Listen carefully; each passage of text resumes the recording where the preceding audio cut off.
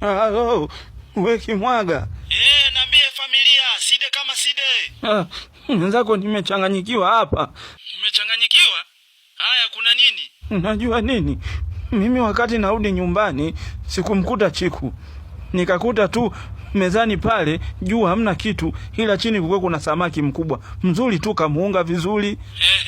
Sasa mimi kutokana na njaa ile, nikamfyeka. Yaani ukamla huyo samaki aliyekuwa chini ya meza. Afu baadaye Chiku akanipigia simu, akasema yupo saluni, eti nichungulie hapo chini ya meza kama kuna panya yoyote amekufa. Baba tayari kisha kulamba hicho. Ndio mimi nimekupigia simu nikuulize, ana maana gani? Hapo hakuna cha maana gani. Side umekula sumu ya panya ambayo Chiku alikuwa ametega panya. Mama yangu. Kumbe kuna kufariki hapa. Baba hapo moja kwa moja mbinguni. Shida ulikurupuka. Wewe mshenzi, mbona kama umefurahia hili jambo?